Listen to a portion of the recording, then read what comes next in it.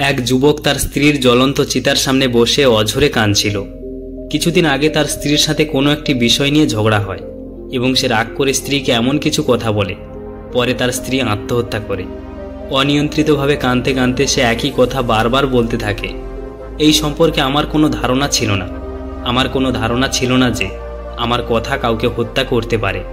আমি যদি আগে জানতাম যে আমার কথাগুলি কারো কতটা ক্ষতি করতে পারে, আমি সর্বদা আমার জিহ্বাকে নিয়ন্ত্রণ করতাম, এটিকে সংযত রাখতাম, সর্বদা ভেবেচিন্তে ব্যবহার করতাম। কিন্তু আমি বুঝতে পারিনি যে আমি বোকা এবং আমার বোকামির কারণে আপনি আপনার জীবন বিসর্জন দিয়েছেন। এখন চন্দন তার কাজের জন্য খুব অনুতপ্ত বোধ করছিল। এই ভুল শোধরানোর কোনো উপায় থাকলে চন্দন জীবনে ঝুঁকি নিয়েও শুধরে দিতেন, কিন্তু এই ভুল শোধরানো অসম্ভব ছিল, কারণ এর জন্য তাকে সেই শব্দগুলি ফিরিয়ে নিতে অতীতে ফিরে যেতে হবে। যেমন ধনুক থেকে তীর কখনোই ফিরিয়ে নেওয়া যায় না, একইভাবে জিভ থেকে বের হওয়া কথাগুলো কখনো ফিরিয়ে নেওয়া যায় না।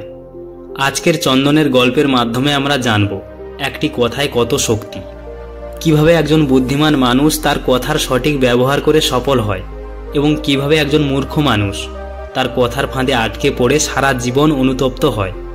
অসচেতনতায়, রাগে, বোকামিতে আমরা এমন কিছু শব্দ বলি যা আমরা সব সময় আফসোস করি। এই ঘটনাগুলো আমাদের সবার জীবনেই ঘটতে থাকে। তাই এই গল্প কোনো বিশেষ ব্যক্তির জন্য নয়, সমগ্র সম্প্রদায়ের, এটি সমগ্র সমাজের জন্য প্রত্যেকেরই শোনা উচিত। কারণ সব সম্পর্ক শব্দের মাধ্যমে তৈরি হয়, আর আমরা শুধু কথায় রেগে যাই। শব্দের এমন শক্তি আছে যা দিয়ে একজন ভালো নেতা কোটি কোটি মানুষের হৃদয়ে রাজত্ব করেন। গল্পে ফিরে আসা যাক। স্ত্রীর মৃত্যুর পর চন্দন খুব বিষণ্ণ বোধ করতে থাকে। কোনো কাজেই তার আগ্রহ ছিল না। স্ত্রীর মৃত্যুর জন্য নিজেকে দায়ী মনে করতেন, যে কারণে তার নিজের বেঁচে থাকার ইচ্ছা একেবারেই বিলুপ্ত হয়ে গিয়েছিল। যখন তিনি তার স্ত্রীর চিতার কাছে বসে অনুতাপ করছিলেন, তখন একজন সন্ন্যাসী তার কয়েকজন শিষ্যের সাথে পাশ দিয়ে যাচ্ছিলেন নিজের আশ্রমের দিকে। কারো কান্না শুনে সেই কণ্ঠের দিকে এগোতে লাগলো। সন্ন্যাসী দেখতে পেলেন যে রাতে পুরো শ্মশান খালি পড়ে আছে এবং একজন লোক চিতার সামনে বসে কাঁদছে।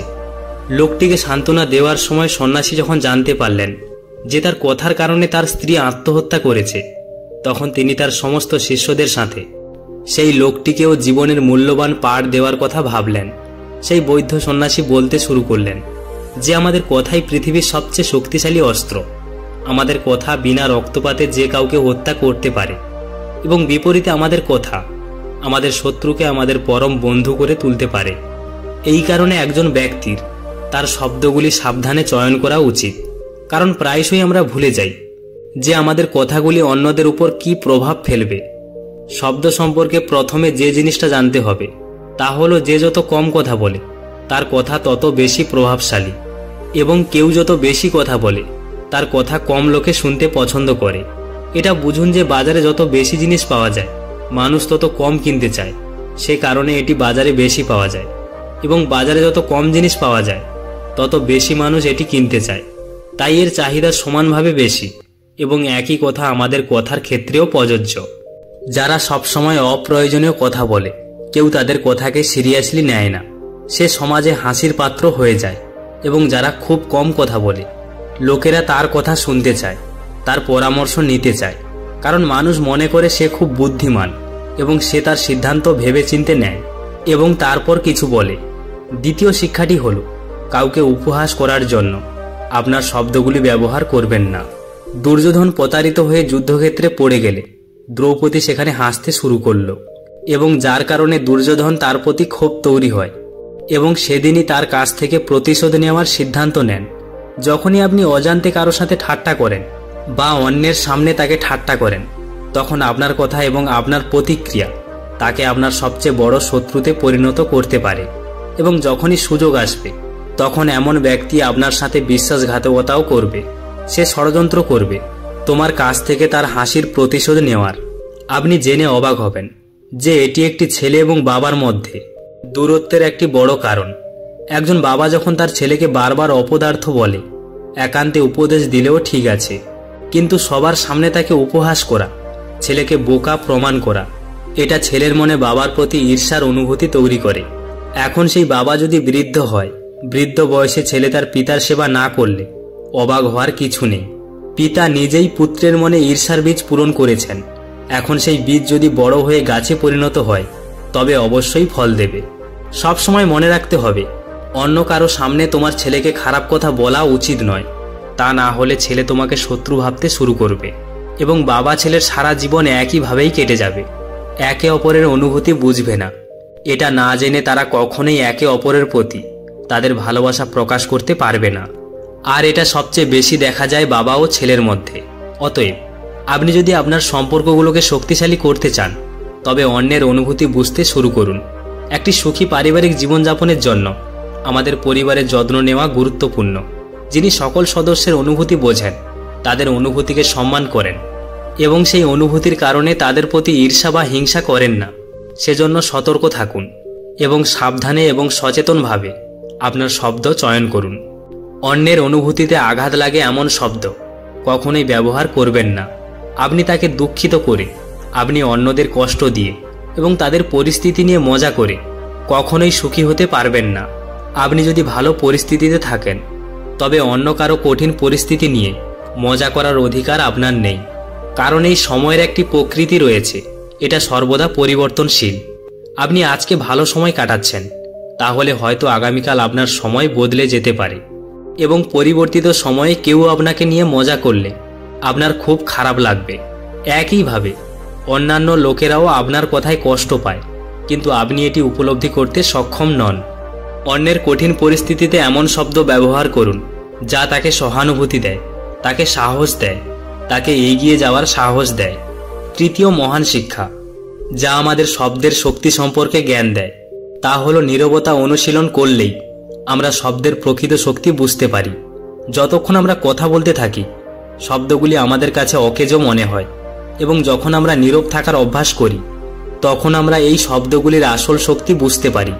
তাহলে আমরা জানতে পারি শব্দের কতটা শক্তি আছে এবং তারা কিভাবে কারো জীবন তৈরি বা ভাঙতে পারে। সেজন্য যতটা সম্ভব নীরব থাকার অভ্যাস করুন।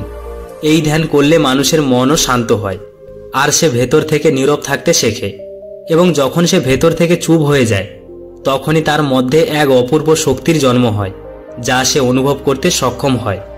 এই কারণেই ধ্যান অনুশীলন করার সময় ভিতর থেকে নীরব হয়ে যান এবং আপনি যখন ভিতর থেকে নীরব হয়ে যাবেন তখনই আপনি প্রকৃত সুখ অনুভব করবেন। তবেই আপনি এই সত্যটি জানতে পারবেন, তবেই আপনি বুঝতে পারবেন আপনার কথার মাধ্যমেই আপনার অনুভূতি লুকিয়ে আছে। আপনার মনে যা চলছে তা আপনার কথার মাধ্যমে বেরিয়ে আসে। কারো ভাবনা জানার সবচেয়ে সহজ উপায় হলো তার কথার মাধ্যমে লুকিয়ে থাকা অনুভূতিগুলো বোঝা। এটা হতে পারে যে একজন মানুষ আপনার প্রশংসা করছে কিন্তু তার হৃদয়ে আপনার প্রতি ঘৃণাতে পরিপূর্ণ। তাহলে আপনি তার কথা বলার উপায়, তার মুখের ভাব এবং তার আবেগ থেকে এটি সম্পর্কে জানতে পারবেন। আপনি যদি সচেতনভাবে তার দিকে তাকান, তার কথা শুনুন এবং তাকে অনুভব করার চেষ্টা করুন, তাহলে আপনি স্পষ্ট দেখতে পাবেন যে এই ব্যক্তি মিথ্যা বলছে নাকি সত্য বলছে। কথার আড়ালে আবেগ লুকিয়ে থাকে, সেই আবেগগুলোকে ধরতে হবে। এরপর জীবনে কখনো প্রতারিত হবেন না। আপনি কখনোই অন্যের মিথ্যার জালে আটকা পড়বেন না। মানুষ চেনার শক্তি এখান থেকেই উৎপন্ন হয়। সে কেমন মানুষ, ভবিষ্যতে তার সাথে আপনার সম্পর্ক কেমন হবে, এখান থেকে আপনি তার একটি ধারণা পেতে পারেন। এবং বোঝার শেষ এবং সবচেয়ে গুরুত্বপূর্ণ বিষয় হলো সম্পর্কগুলি শব্দের মাধ্যমে তৈরি হয় এবং শব্দের মাধ্যমেই আপনি রাগান্বিত হন। সেজন্য যারা আপনার কাছের মানুষ, যারা আপনার প্রতি সহানুভূতিশীল বা যারা আবেগগতভাবে দুর্বল, যাদের ওপর আপনার কথার তৎক্ষণিক প্রভাব পড়ে, তাদের সাথে সবসময় ভেবেচিন্তে কথা বলুন। তাদের অনুভূতিতে আঘাত লাগে এমন কোনো কথা তাদেরকে বলা উচিত নয়।